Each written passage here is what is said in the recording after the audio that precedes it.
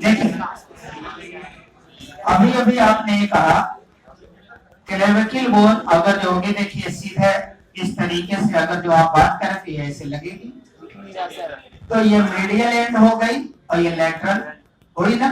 तो medial and देखिए आपको देखने में कॉन्वेक्स लग रही है कि नहीं? ये कॉन्केव लग रही है कि नहीं? इसी को देखो ऐसे रख दो, देखो सेम ऐसे दिख रही है कि नहीं? दिख रही है सर। अगर जो बात किया जाए तो ये हो गई क्या बेटा, मीडियल एंड यही जुड़ेगी स्टर्नम से, और ये लेटरल एंड होगी तो देखिए ये स्कैपुला बोन हो गई। स्कैपुला बोन की एक्रोमियन प्रोसेस है, इसी से ये देखिए जुड़ जाएगी। तो यही आप पढ़े हो। आप यहाँ एक क्वेश्चन केवल मिलेगा कि क्लेविकल का जो मीडियल एंड है कॉन्वेक्स जुड़ती है किससे? स्टर्नम से। लेटरल एंड कॉनकेव जुड़ती किससे है? Acromial process of scapula. फिर आइए बेटे, क्लेविकल अपने बॉडी में लॉन्ग बोन की एक ऐसी अपवाद है, यानी मीन्स ये एक्सेप्शन है, क्योंकि लॉन्ग बोन के कैरेक्टरिस्टिक फीचर होते हैं, दो एंड होने चाहिए और एक सॉफ्ट होना चाहिए, और सॉफ्ट के बीच में नैरो कैविटी। अपवाद इसलिए है कि इसका शेफ्ट जो होता है वो हॉलो ना हो करके सॉलिड होता है, यानी नैरो कैविटी नहीं पाई जाती। पाई जाती तो लॉन्ग बोन का कैरेक्टर हो जाता, और नहीं है तो अपवाद बन गई। ये ध्यान रखिएगा, ये बहुत बढ़िया क्वेश्चन है क्लेरिकल के लिए कि लॉन्ग बोन ही एक ऐसी बोन है कि जो चार कैरेक्टर को शो करती है, लेकिन क्लेविकल है कि जो एक कैरेक्टर को डिनाई करती है, और वो क्या होती है? सॉफ्ट। ये अपने लिए बड़ा उपयोगी है। ये इसलिए बेटे, अगर जो ये सॉफ्ट ये सॉलिड न होती तो कहीं भी अगर जो आप ऐसे मस्ती में कभी भी ऐसे ऐसे हाथ अगर जो ऐसे रख करके ऐसे तेजी से ऐसे कर देते, अगर जो मुड़ जाता तो प्रेशर रिड्यूस हो गया, लेकिन ऐसा अगर तेजी से आप करते सीधा प्रेशर इसी पे पड़ता है, ये टूट जाती है। ठीक है, और यही कारण होता है कि कभी कभी हम लोग गिरते हैं तेजी से तो सबसे पहला ऑटोमेटिकली क्या होता है? हाथ जाता है। हाथ गया, अगर ये मुड़ा नहीं ऐसे रह गया तो यहीं से टूट जाती है, और ये बहुत खतरनाक जगह है अपना यहाँ ये, क्योंकि यहीं पर अपने लंग्स का एपेक्स है। अगर ये टूटी कहीं शार्प टर्निंग कर गई नीचे तो लंग्स को पंचर कर देती है। टूटी थी बोन, पता चला आदमी चला गया, बहुत खतरनाक है। और आप लोग इसी में से भी एमबीबीएस करने के बाद कुछ लोग ऑर्थोपेडिक सर्जन बनोगे भी, आप ध्यान रखिएगा, पढ़ोगे वहां, यही एक ऐसी बोन है न तो इसमें स्टील की रॉड लगेगी न डायनेमिक प्लेट लगेगी, क्योंकि डॉक्टर इस चीज को यहाँ छेड़ेगा ही नहीं, क्योंकि यहाँ छेड़ने का मतलब यह है कि लंग्स इसके नीचे है, अगर जो टूटी हुई है खींचते समय पता चला उसी में रगड़ के पंचर ठोक करेगी तो क्या करेगा?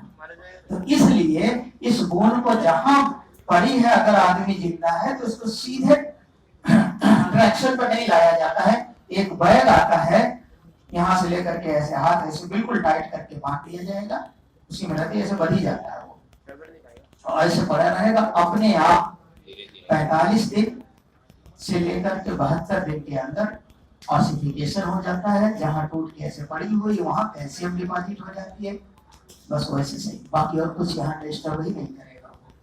डिस्टर्ब करने में तो भी दिक्कत हो सकती है। तो क्वेश्चन आपके क्या है?